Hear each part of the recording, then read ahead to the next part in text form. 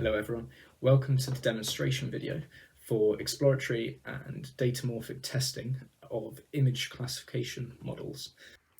It's actually very difficult to comprehensively understand how machine learning models come to decisions. Currently, the reliability and accuracy of a model is quantified in the form of percentage error rate. Though useful, it's slightly too simplistic. In the domain of classical software testing, it's much more realistic to test a software comprehensively. Now, this is because we have an understanding and ability to test for normal, erroneous, and boundary data. We understand how an algorithm will come to that decision. In machine learning, it's not quite like this yet. In the case of image recognition, we want to be able to build an understanding of where a model suggests the boundary data should lie. Now, there's been research in this area where a team at Oxford Brookes has been able to implement techniques that uncover these boundary points. They've implemented this in feature-based classifiers. So the idea in this project is to extend that research and apply it to a different domain in machine learning, specifically image classification. Let's take a look at Morphy. Morphy is the test framework that the test system was built upon. It provides us with a graphical user interface and a couple of exploratory algorithms that we can use if we provide it with adequate datamorphisms, analyzers and seed makers. So let's go over a few things that Morphy expects when we're designing and implementing our test system. Firstly, let's talk about the test cases. Now, the collection of test cases is referred to as a test suite. Each test case in our system will relate to one image from the MNIST dataset. There's responsibility to control these test cases. That involves things such as resetting the entire test suite, selecting specific test cases, and of course reading in test cases from the original data files. These are methods that have all been defined inside of the test specification. Let's have a look at one of these seed makers. If we read the MNIST test cases, this method looks for the MNIST test case file and loads in all of the raw data into a format which is understood by the test system. We can see all 10,000 images have been loaded in with their expected outputs and the input data. 28 by 28 refers to the size of the image. Datamorphisms are an integral part of this test system. Our exploratory strategies use these to manipulate the image data within a test case. This allows us to locate the individual boundary pixels that determine one classification from another. Let's run through experiment 1, which answers research question 1. Research question 1 is the following.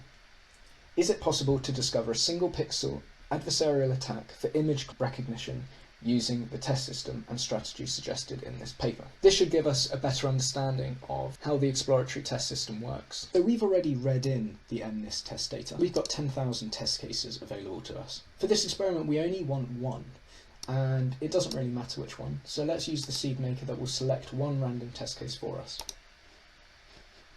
Now I've only got one test in the test suite. We can double check this, and we can see what it should be. It should be a 5. Now let's have a quick look to see what the original number looks like. As you can see, it's a bit of a questionable 5, but it's a valid 5 in the MNIST dataset. We're now going to use an analyzer to simply start our program under test. This program is a multi-layer perceptron which has been trained on the MNIST training dataset.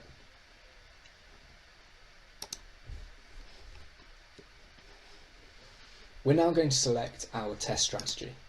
We're going to use a random walk exploration. The details of this algorithm are explained in the report.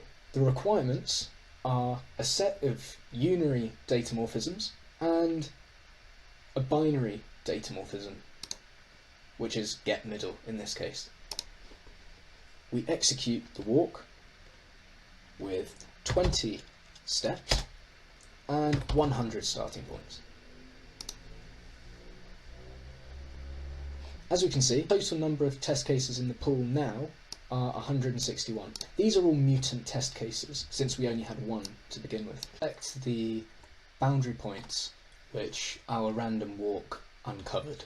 As we can see, the algorithm discovered 27 unique boundary pixels. The index of these is displayed here, and in a more user-friendly manner, each pixel, which is a unique boundary pixel, has been highlighted in red. We can see that there are quite a few in this. Let's take a look at each individual boundary result. So let's take result 80 as an example. We can see that our starting image is as we saw before and predicted 5. After a number of unary datamorphisms have been applied, the binary datamorphisms are applied too. This results in the discovery of one pixel that is the difference between a classification. Notice in pair point A, the image looks quite similar to pair point B. However, one is predicted as a 5 and the other is predicted as a 3.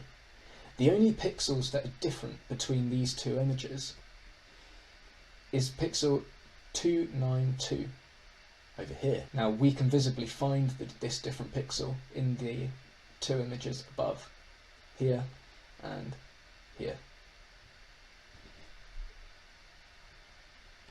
In this case there are 80 results that have found individual pixels.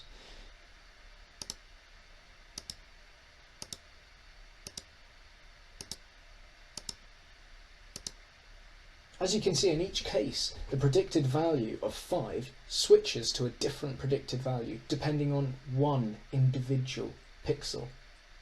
The test system developed here required the manual implementation of all seed makers, all analyzers, and all datamorphisms. This required extensive work and isn't just limited to these methods. We required data structures to store each image and data structures to store test results. The machine learning program under test was also built, and this multi-test system had to be able to communicate with that program. This entire test system source code is available from the GitHub repository. You'll find the link to this in the appendix of the report. Due to the large nature of this project, we required a DevOps system to ensure that bugs could be tracked, found, and fixed as early as possible. The testing was only briefly mentioned in the main body of the report, and so I thought I'd use the video as an opportunity to display how I went about the quality assurance of this test system. Now, since the design was very modular, we were able to produce unit tests that could test specific parts of the system. For example, this file was used to test the image class and associated methods. We test setting a pixel, getting the image sizes, and setting pixels, for example. These were Java based, and we used the test framework testng. These were written in Python and also quite modular in nature. This allowed us to write unit tests for individual sections fairly easily as well. These unit tests could be run directly from the IDE, or they could be run from our automation server. We used the Jenkins automation server to check the entire system after every commit. That means once code is pushed to the online repository, in this case GitHub, a pipeline process was started. This process included building the machine learning models, building the entire test system, running the Java-based unit tests, and running the Python-based unit tests. This pipeline was built in a script called Groovy, which is native to Jenkins. The pipeline is also available in the GitHub repository. The graphical user interface lets us inspect any changes and logs all of the tests that were part of this run. It saves these test reports as artifacts, so we can come back to them at any point. GitHub marks a successful build depending on the result of the Jenkins pipeline. For example, if a test were to fail, it would mark this as either unstable or a failed build. I hope this video has complemented your understanding of the exploratory and datamorphic test system described in my report. The results of the thesis itself offer a brilliant platform for discussion, and so I look forward to doing my best answering any questions that you might have. Thanks for your attention.